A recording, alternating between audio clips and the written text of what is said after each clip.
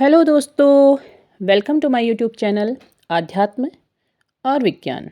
तो मेरे प्यारे ट्विन फ्लेम्स, आज हम एक नए विषय को लेकर के बात करेंगे।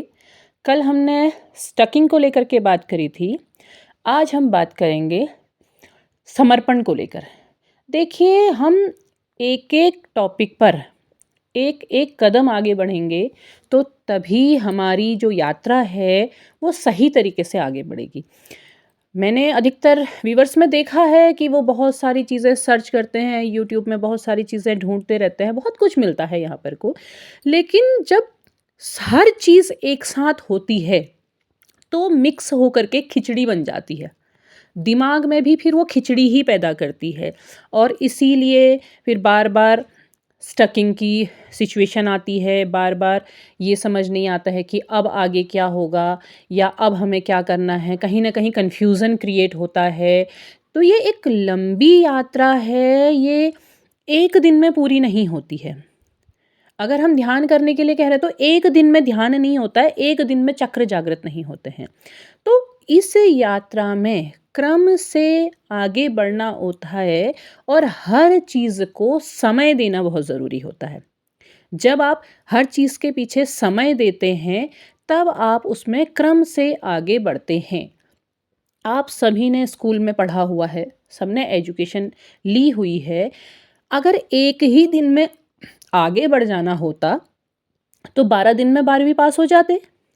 क्यों एक कक्षा में 1 साल तक रखा जाता है? ताकि आप उस 1 साल में उस 1 साल के पाठ्यक्रम से जुड़े हुए हर चरण को पूरा करें और उस 1 साल में आपके उम्र के अनुरूप जो भी योग्यताएं आपने ग्रहण करनी हैं, केवल पढ़ाई से रिलेटेड नहीं है, आपके फिजिकल एक्टिविटी से रिलेटेड है, आपके मेंटल एक्टिविटी से रिलेटेड है। हर चीज़ को आपने उस उम्र के अनुरूप पूरा का पूरा ग्रहण करना है। उसके बाद आप नए पायदान पे जा रहे हैं। तो ऐसे ही ये यात्रा है जिसमें क्रम से आप आगे बढ़ेंगे और हर चीज़ को आप समय देंगे। हमने कल बात करी कि चीज़ों को लेट गो कीजिए। अब लेट गो कर रहे हैं तो आप एक दिन में लेट गो नहीं करेंगे। आप एक दिन करेंगे, दूसरे दिन हो सकता है फिर वापस आप वहीं उसी माइंडसेट पे आ रहे हैं। आप फिर प्रयास करेंगे, फिर आप आगे बढ़ेंगे और धीरे धीरे आप प्रैक्टिस करते हुए उस चीज़ को लेट गो करना सीख जाएंगे। आप उन परिस्थितियों के साथ सामंजस्य बैठाना सीख जाएंगे।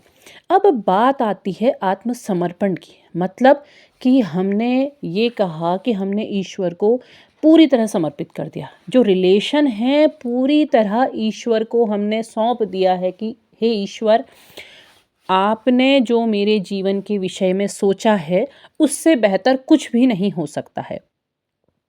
ठीक है, आज आपने ये विचार करा, लेकिन कल फिर क्या हो रहा है? कल आप वापस अपने पार्टनर को तलाशना शुरू कर रहे हैं या परसों वो आपके सामने आ जा रहा है किसी ऐसी सिचुएशन में कि आपकी मन की भावनाएं बदल जा रही हैं और आप फिर से एंजाइटी फील कर रहे हैं अपने अंदर, फिर से आपको दुख हो रहा है, फिर से आपका मूड स्विंग हो रहा है। तो क्या है इसका मतलब? क्या हुआ इसका मतलब? आप पूरी तरह समर्पित नहीं हो पाए या आप ये कोशिश कर रहे हैं कि बार बार आप फ़ोन में चेक कर रहे हैं कि क्या पता कहीं शायद उसने आज मुझे याद किया हो, कहीं शायद मुझे अनब्लॉक कर दिया है या कहीं मेरे बारे में विचार आ रहा है, मेरे बारे में सोच रहा है। तो क्या हुआ कि आपने समर्पण पूरी तरह से नहीं किया है या आप मैनिफेस्टेशन करने लग गए हैं, आप प्रार्थना करने लग गए हैं कि भगवान एक बार तो कम से कम मुझसे संपर्क करें। तो क्या हुआ कि आपका समर्पण अभी उस लेवल तक नहीं पहुंचा है। आप पूरी तरह समर्पित नहीं हो पाए हैं और इस यात्रा में समर्पण से बड़ा कुछ और हो है ही नहीं। पूरी तरह समर्पित होना पड़ेगा। अब पूरी तरह समर्पित आप कैसे होंगे?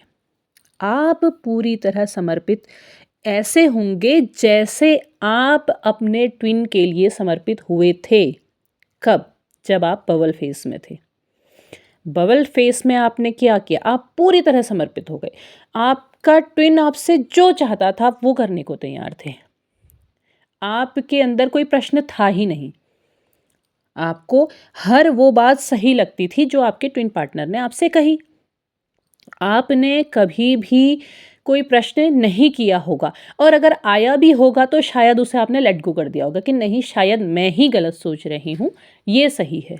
उसके छोड़ने के बाद भी आप बहुत समय तक यही सोचते रहे होंगे कि नहीं, उसे समय नहीं है, शायद वो वास्तव में व्यस्त है, शायद उसे बहुत ज़रूरी कोई काम है, शायद उसके लिए कोई दिक्कत आ गई होगी।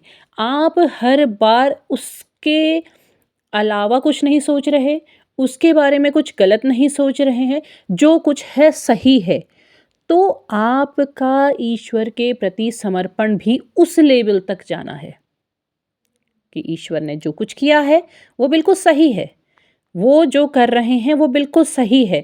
जो हमारे जीवन में घटित हो रहा है उसमें ईश्वर की कोई मंशा है, वो हमें मजबूत बना रहे हैं। तो आप जब उस लेवल का समर्पण करेंगे, तब आपकी यात्रा, आपके जो मार्ग पर है, वो और बेहतर ढंग से आगे बढ़ेगी और बेहतर तरीके से आप उस रास्ते पर आगे जाएंगे और आपके मैनिफेस्टेशन तब आपके लिए काम करने लगेंगे। और इसके अलावा जो आपका जीवन है, बाकी वो पूरी तरह सामान्य चलना चाहिए।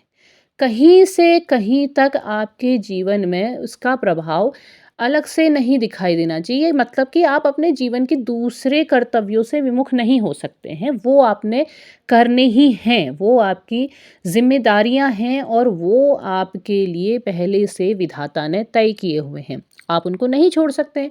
आप अपने सारे कर्तव्य जो आपके लाइफ के जो दूसरे पर्पस हैं, आप उनको पूरी तरह पूरा कर रहे हैं और उसके अलावा आप अपनी आंतरिक यात्रा को साथ में लेकर के चल रहे हैं, छोड़ नहीं रहे हैं। आप जितना उसको अपने साथ में लेके चलेंगे, उतने आपके रास्ते सरल होते चले जाएंगे। और इस बात को कि जो आपका आत्मसमर्पण है वो कहाँ तक होना चाहिए, वो आप अपने आप में बेहतर समझ सकते हैं, क्योंकि आपने जैसा समर्पण किया होगा अपने ट्विन के साथ, उसका अनुभव आपसे बेहतर कोई नहीं जान सकता है। तो उस स्थिति तक अपने समर्पण को लेके आइए, तब आप आत्मसमर्पण वाली पायदान को बहुत अच्छे से पा सकेंगे और उसमें चढ़ सकेंगे। जब आप वहाँ पर पहुँच जाएंगे तो तब आपको महसूस होगा कि आपने अपनी यात्रा के इस चरण को पूरा किया है, क्योंकि उसके बाद आपका आत्मसमर्पण वापस नहीं आएगा, आप उसमें एक कदम आगे बढ़ जाएंगे। उम्मीद है आपको मेरी बात बहुत अच्छे से समझ में आई होगी।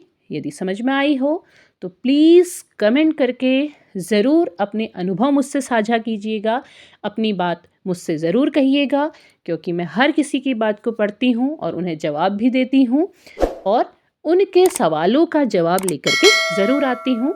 तब तक के लिए धन्यवाद।